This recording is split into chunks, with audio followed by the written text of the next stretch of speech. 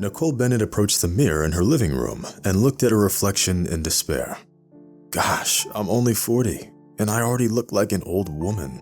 I've got wrinkles under my eyes, and my hair hangs like wisps of loose twine, she whispered with a sad voice. What she didn't tell anyone was that her heart was breaking. Unfortunately, she had recently discovered something in her bathroom that made her feel a rush of jealousy. A couple of weeks ago, Rachel noticed a dark strand of curly hair contrasting against the snow-white tiles of her bathroom floor. Since Rachel's hair was naturally dirty blonde, there was no doubt in her mind that this hair belonged to someone else. It could have had something to do with her daughter Lisa, but her daughter had inherited her mother's features. The two had the same hair color. Rachel's mind kept coming back to the only conclusion she felt was possible. Her husband Sean was having an affair. Thinking over the situation again and again, Rachel simply didn't want to accept the possibility that her husband could be unfaithful to her. What's more, Rachel and Sean had been married for 20 years. They had a virtually perfect family, which made this whole situation even harder to accept. Part of the reason they got along so well was that Rachel had an easygoing personality that helped her avoid quarrels in the family. Sean, on the other hand, was no angel, which he made very clear in his youth. He obviously had some temper issues. Moreover, neither one of their families knew that Rachel and Sean's marriage only happened because Rachel got pregnant. When Rachel found out that she was pregnant, it was already too late to consider other options. Hoping for the support of her boyfriend, the young mother-to-be told him everything. Sean's response shocked her. "Couldn't you have told me earlier? I don't want to become a father at 23. Can you still have an abortion?" Sean asked, almost pleading. "Honey, how can you even talk about an abortion? I want to have this child with you. If you're against it, I'll raise it myself," said Rachel, taken aback by her own frankness. Rachel's reaction made Sean feel uncomfortable, so he quickly switched to another topic. Since then, Sean tried to never go back to this conversation and did his best to be supportive. Nevertheless, the distrust that had formed in Rachel's heart at the time had stayed in her throughout the 20 years of their life together. Sure, Sean had to rectify his silly mistake of telling the woman he loved that he didn't want to have children with her. Over time, the pain of that unfortunate conversation subsided, as all things do, and Rachel tried to erase it from her memory. And now, when faced with this stranger's hair on her bathroom floor, she noticed the distrust she kept buried for so long flare back up in her heart with renewed vigor. This unpleasant feeling was made even worse by the fact that Sean had been behaving very strangely lately. Sean used to be the exemplary family man who never spent a minute more than he needed to at work. But now, Sean could come home way past midnight and explain it by saying that he had to complete some office reports. "Honey, why do you work so hard when we've already got everything we need? Lisa's in college, and my teaching salary is enough to keep our family afloat," asked Rachel, looking Sean in the eyes. But Sean only started talking about his recent promotion in response, and how it came with so much extra work. Rachel would have been happy to believe her husband's words, and she really tried to do so, even though she couldn't help but notice that his clothes often smelled of woman's perfume. Sean always happened to have a logical explanation for everything. For example, he would say that during a meeting, he accidentally touched another partner's clothes that smelled of high-end perfume. Like most smart women would do, Rachel focused her attention elsewhere and did her best to believe her husband's words for as long as she could. But when the evidence kept piling on, Sean's lies became too much for her to bear. On top of all that, Rachel was upset by the fact that she had a daughter, Lisa, with her unfaithful husband, who had just turned 17. How am I supposed to find the right words to tell my daughter that her father is having an affair? Rachel wrinkled her forehead, thinking hard.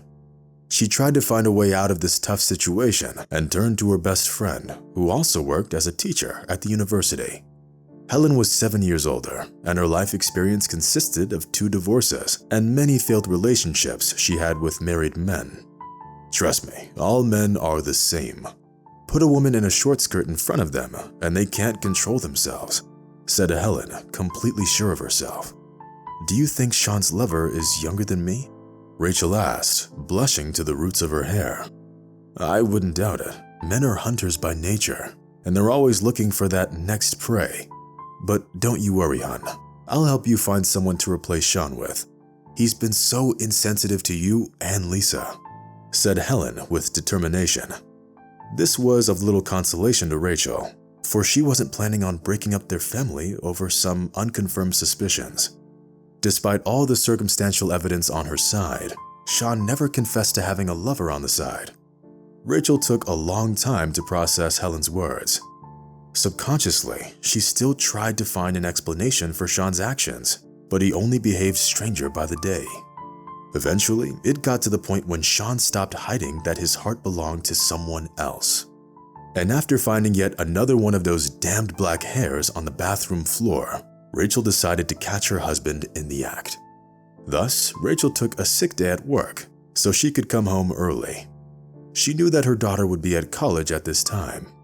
Sean would have normally been at work, but judging by the hairs Rachel had found in the bathroom, it was rather likely that he skipped work to have fun with his lover.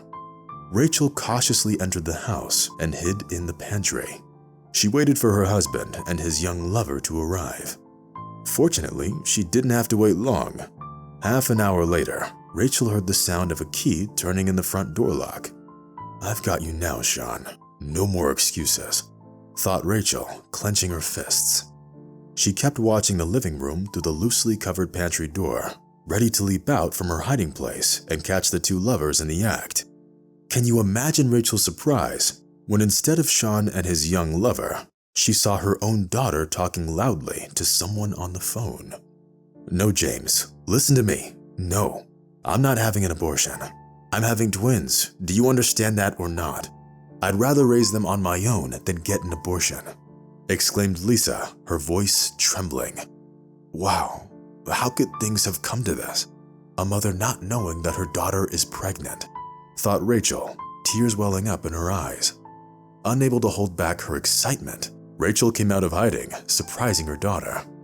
"Mom, what are you doing here?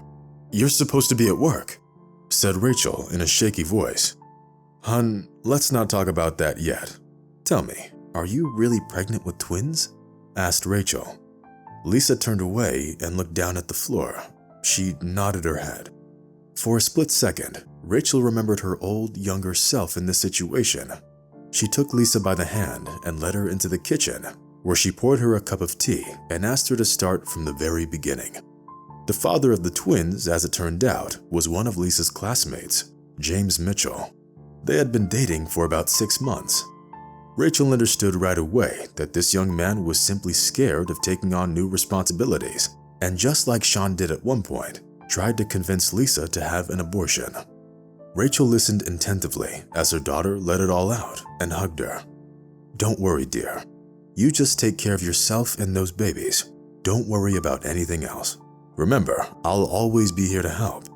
Tears came streaming down Lisa's face as she heard her mother's words.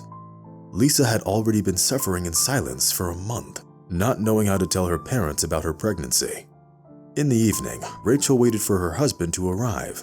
Once he came home, she got straight to the point. "Sean, I'm not going to beat around the bush. Your daughter is pregnant with twins. It's been a little over a month," Rachel said, looking intently into her husband's eyes. "What? What did you just say? How can she be pregnant? She's only 17.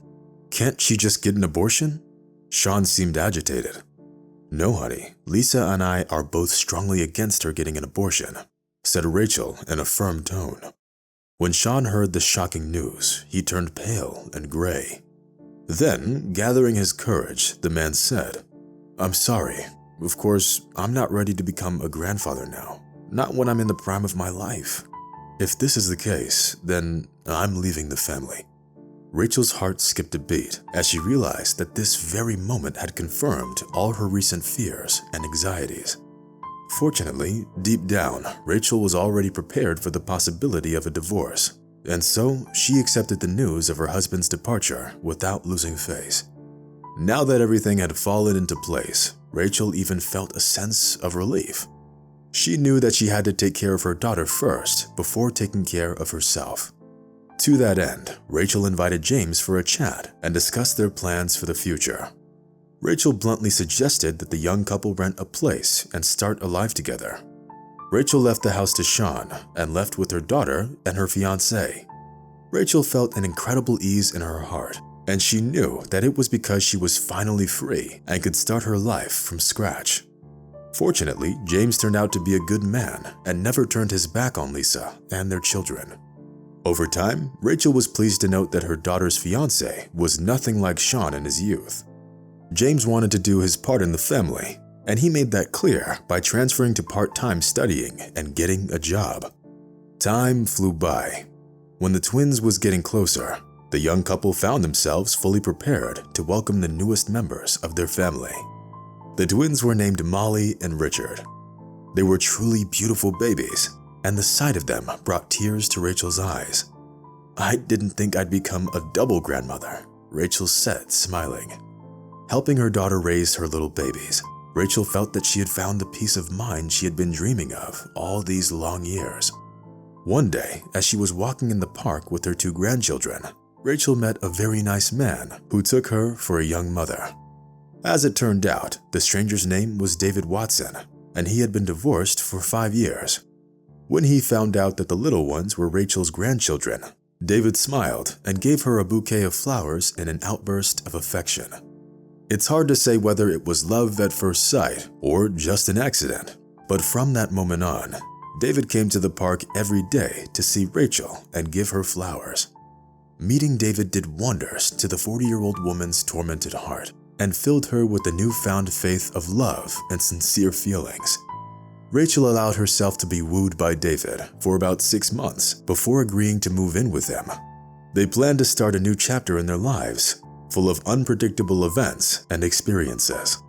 5 years had passed, and Rachel learned one day that her ex-husband broke up with his lover and was now living alone, reminiscing longingly about the old days. Rachel didn't care for Sean's problems, though. After all, he betrayed his spouse at the most important time of their lives. Now, married to David, Rachel discovered true love, one that she only read about in books and had once dreamed of many long years ago.